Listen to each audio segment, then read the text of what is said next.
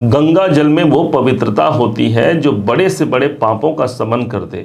पतितों को पावन करने के लिए गंगा जल एक ऐसी दिव्य धारा मानी गई है। जिस स्थान पर ये पहुंचती है, जिस स्थान पर इनका संबंध होता है, वो स्थान कभी मर नहीं सकता, अर्थात वो भाव सदैव जागृत रहता है। और यही पवित्रता को हम समझते हैं कि देवगुरु बृहस्पति के माध्यम से। देवगुरु बृहस्पति वो पवित्रता है जो गंगा जल की भांति में पवित्रता होती है, और इनकी दृष्टियां जहां पर पड़ती हैं वो स्थान सदैव जागृत रहती है। आज इसी बात को समझते हुए वृषभ राशि के जीवन में क्या क्या शुभ परिणाम देवगुरु बृहस्पति के माध्यम से मिलने वाला है, आज इस बात की हम चर्चा करने जा रहे हैं।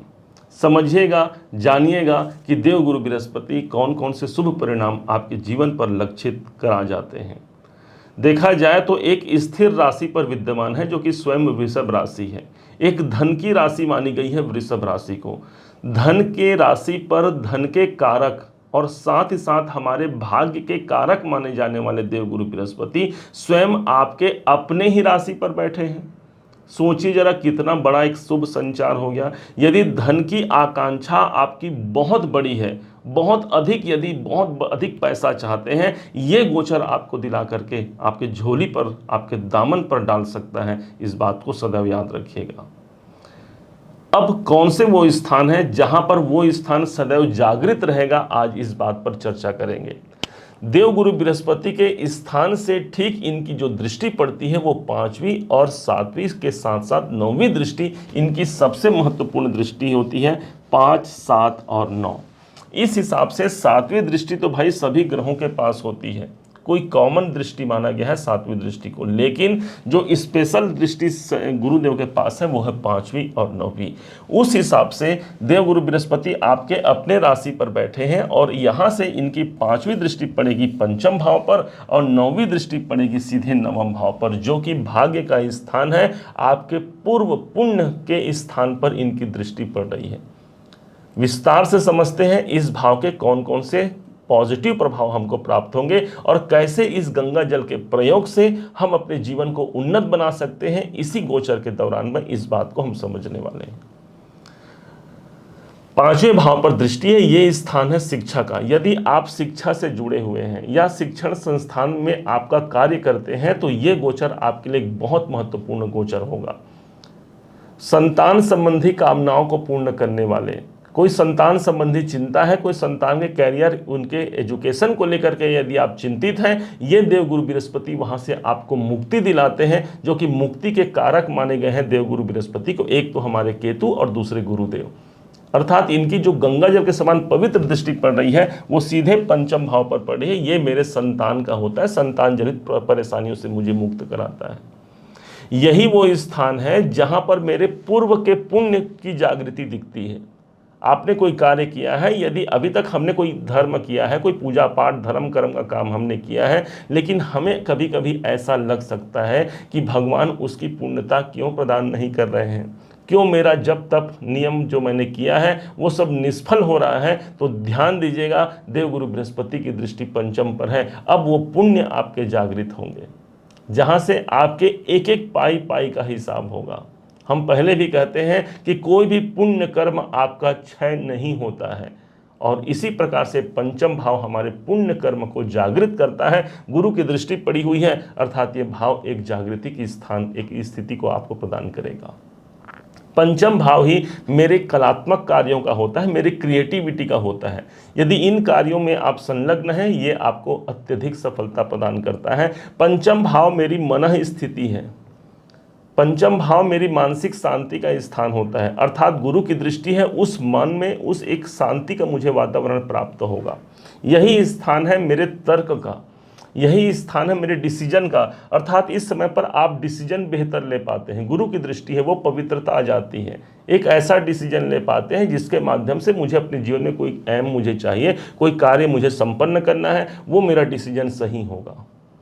ये है गुरु के सबसे शुभत्व प्रभाव। और भाई देखा जाए तो त्रिकोण माना गया है इन तीनों भाव को। लगन, पंचम और नवम त्रिकोण के स्थान होते हैं। त्रिकोण भाव पर ही यदि किसी ग्रह की दृष्टि पड़ रही है, एक बहुत बड़े राजयोग की स्थिति से मानी गई है ज्योतिष में।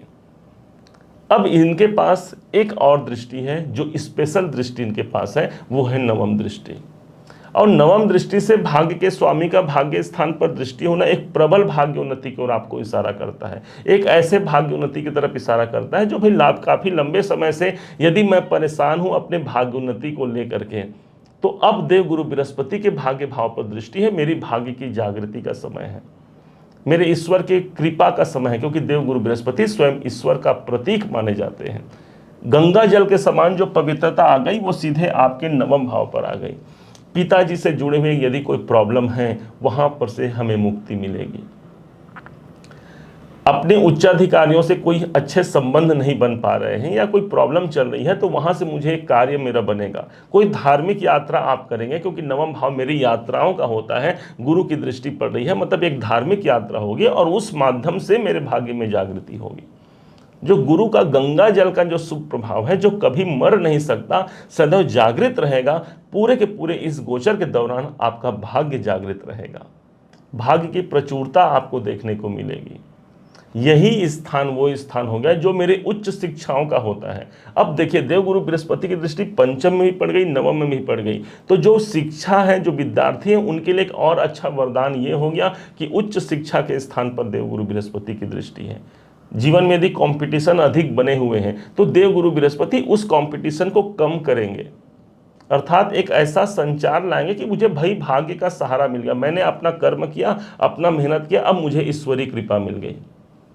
इस ट्रांजिट को यदि बहुत महत्वपूर्ण बनाना हो तो मेरा मानना है इस समय पर एक न एक धार्मिक यात्रा जरूर कीजिएगा, क्योंकि गुरु देवता आपके अंदर स्वयं आए हैं। वैसे भी देखिएगा वृषभ राशि, आपके अंदर एक नई जागरूकता आएगी। गुरु है ना भाई, आपके अपने राशि अपने लगन पर गुरु बैठे हैं, तो एक नई जागरूकता आएगी, आध्यात्मिकता के प्रति आपके रुझान बढ़ेंगे, ईश्वर के प्रति आपकी आस्था बढ़ेगी, धन को लेकर के उनके प्रति आपकी समझ बढ़ेगी, क्योंकि धन की राशि पर है। तो ये सब कुछ देवगुरु बृहस्पति का जो आपके अपने लगन पर आए हैं, बहुत पॉजिटिव रिजल्ट है, बहुत अच्छे ढंग से आप आर्थिक लक्ष्य को प्राप्त कर पाते हैं। कैसे इन्हें लाभ लिया जाए, तो ध्यान रखिएगा, इसके दो उपाय हैं आपके लिए। प्रथम उपाय तो यह है, किसी धार्मिक यात्रा पर जरूर जाइए इन एक साल के दौरान पर, और वो भी 2 नंबर की राशि पर बैठे, मतलब कोई ऐसे जो धनवान जो भगवान हो, अर्थात तिरुपति बालाजी एक धनवान भगवान माने गए हैं, पूरे वर्ल्ड में सबसे ज़्यादा पैसा वहाँ पर समाहित है, और गुरु देवता पैसे की ही राशि पर बैठे हुए हैं, और यहाँ से दृष्टि आपके नवम भाव पर पड़ी हुई है।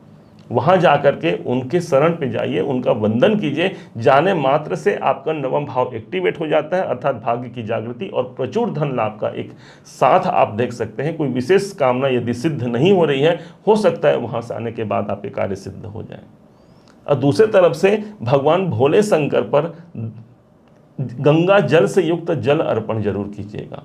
ओम नमः शिवाय का मंत्र जाप कर सकते हैं, महामृत्युंजय का मंत्र जाप कर सकते हैं, और शिव जी पर जल की धारा अर्पण कीजिए, क्योंकि भगवान शिव ने इसी गंगा को अपने जटाओं में समाहित रखा है, अर्थात इसी को हम कहते हैं ज्ञान गंगा। और गंगा जल और ज्ञान के कारक कौन हो गए? देवगुरु बृहस्पति हो गए, जो आपकी अपनी राशि पर आए हैं। ये प्रभाव, ये प्रयोग आपको एक विशेष समृद्धशाली बना सकता है। जरूर इसको कीजिएगा, अपने जीवन में इसका लाभ जरूर लीजिएगा। उम्मीद है आप सबने इसे समझा है, आप सबने इसे जाना है।